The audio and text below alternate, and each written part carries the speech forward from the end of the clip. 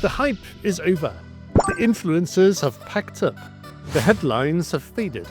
But I've come back to Chongqing East Railway Station, the largest train station on Earth by floor area, to ask the question nobody's asking anymore. Was it worth it? Today, we're going beyond the grand opening last summer. How many passengers are actually using it? Does the scale feel justified? What's changed inside and out?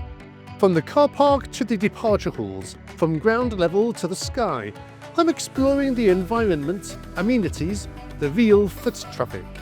No launch day hype, no glossy press tour, just the station as it stands today. Let's start from inside the car park. Stick with me for the ride. Okay then, we'll come down into the car park. It looks like the car park is free to use at the moment. The barrier was already up when we arrived. And by the looks of it, at least in the A zone, it looks like it's fairly busy. Although whether these are passengers or people just parking for free is another question. What I find odd is that although there are many vehicles parked around, including these smart looking buggies, there don't seem to be many passengers coming and going from the station. This is where we are at the moment, and you can see there are actually 5 floors, and that's where the railway entrance is. Even though this is kind of an underground car park, it does look really quite beautiful. Well, there are not many people around. We've even got a couple here walking their dog. But let's head up in that direction. I can see over there we've got a very nice advertisement for the Dazu rock carvings. It's just a pity there's not really anybody around to see it. We can see here they have some of those, what do you call them? Like those horizontal escalators you get in the airport, but they haven't even bothered turning it on. At the moment, we're still looking for the main entrance to the station, but having just driven here, I definitely noticed some positive changes on the road system. And today is kind of mid-afternoon on a Monday before the Chinese New Year, and it took me just under 30 minutes to drive here from the middle of Yubei district, which, considering the distance and remote location of this train station, isn't actually too bad. So I'm going to try my luck with the lift here. Let's go up to the 5th floor. The lift is here, but really it's so quiet here, you could almost hear a pin drop. Okay, so we're on the 5th floor, and let's see where this takes us. Okay, I recognise where we are now. I think the front of the station is over there. Now, I'm a little bit unclear exactly how big this station is compared to others in the world. I guess there are so many parameters you can judge that by, but from what I understand, the total floor area of the entire station is about 1.22 million square meters. So when you look at it in terms of overall floor space, including those empty bits over there, you could say Chongqing East is the biggest train station in Asia at least, if not the entire world. I'm going to give you a closer look here. And just as I was talking about, there's really nothing going on in there at all.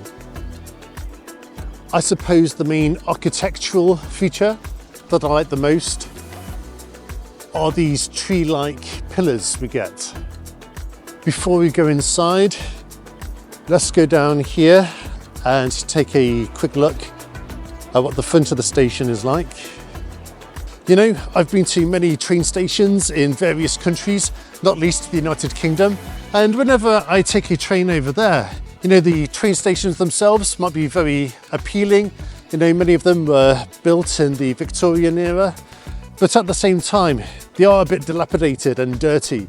So that's one thing I really appreciate about the infrastructure over here.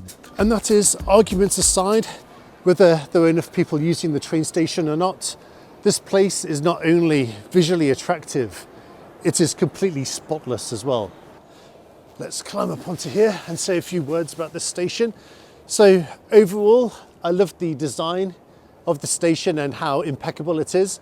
The only question marks I would have is the necessity of building a place of this size and also this location, because we are right at the farthest edge of Chairen in Nan'an district. Now, if you look at the main screen over there, you can see there are roughly 2 to 3 departures per hour, but this isn't actually the starting station. I think most of the trains passing through here also go through Chongqing North or Chongqing West. And I think for most people living in the main urban area of Chongqing, it kind of makes more sense to depart from those stations rather than coming to this one here. So before we head off into the station, I think this is a great opportunity to fly up the drone and see what the station looks like from the air.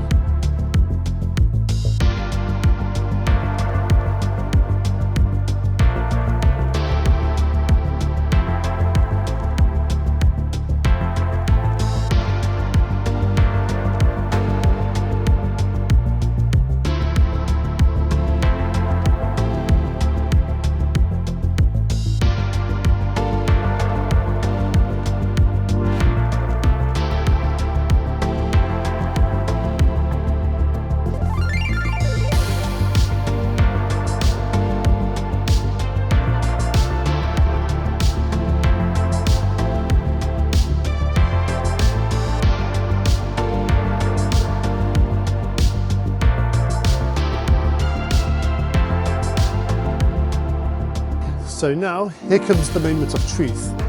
There are not that many people outside the station, but what's the situation going to be like inside the station? Let's go inside and take a look. Now, as you go inside, there is something I want to share with some of my YouTube trolls, because last time I came here, a few of them claimed I was lying, that there's no need to show your ID before going through security and into the station itself. Now, that is the case at most stations in China, but not here at Chongqing East. Let's hear it from my wife, what she thinks of the station. Very new, very wide and clean, but not many people around. Even this is Spring Festival time. Let's have a look at some of the amenities. Compared to last time, there aren't any more shops around really. We've got a Lawson here. Generally, when you come to a convenience store at a train station in China, I would say the products are about double the price you would get in the supermarket. So for example, this bottle of coffee normally costs about 5 yuan, but here it's 10 yuan 50. I've noticed here they have a business class lounge. I'm not going to stay in here, but I wonder if they'll mind me just poking my head around the door. I've noticed on this side there are very few departures going, but this is something I want to show you. When you come through and you've booked a ticket online, you just take your ID card, you scan it on there, and I haven't bought a ticket today, so it's not letting me through, but it does a bit of facial recognition, and if everything checks out, the gates open and you can walk straight down to the platform. But now I'm at the far side inside the building. I want to show you the ceiling and how stunning it really is. Dear passengers, your attention please. Tickets for train number G2449 from Chengdu to Changsha is now checking. So it feels a little busier in the central part of the station, but at the same time, considering we're already a week into the New Year travel rush, it's not really that busy when you come to think of it. We have a baby care room for nursing, I guess. We have a 7-Eleven over there, and then this is a nice feature, but unfortunately at the top it's blocked off. So I think that answers our question. On the second floor, there are 0 amenities, I'm sad to say, but given the passenger numbers, I guess it wouldn't really be worthwhile opening any shops or restaurants there. Let's just take a quick peek, but they've got all of the products you would typically expect here, just with a decent markup. So overall, not much has changed at this station. I would say the biggest thing for me would be that the road systems leading up to the train station itself have been greatly improved. So now, if you're travelling here from the main city, it would probably only take about half an hour, I think, as long as you avoid a busy time of day. But apart from that, I would say that passenger numbers haven't greatly improved. There are definitely more people coming through here compared to 7 or 8 months ago, but that is because we are a week into the New Year travel rush. And one of the major buzzwords with this place is that they have a 6-hour commuter circle, meaning that you can reach the major coastal cities of Beijing, Shanghai or Guangzhou within 6 hours. But the thing is, you could already do that from Chongqing West or Chongqing North. So the question is, why travel somewhere more remote like the station? In terms of amenities, there's really no change here whatsoever. I think we're up one Lawson shop, but apart from that, I haven't noticed any more new places that have opened. And also the staff and the security here are very friendly, so it's not like Barnon Station, who kicked me out a couple of months ago. I'm the Chongqing Fox, and from here at Chongqing East Railway Station, thanks for watching, and I will see you again during the Chinese New Year.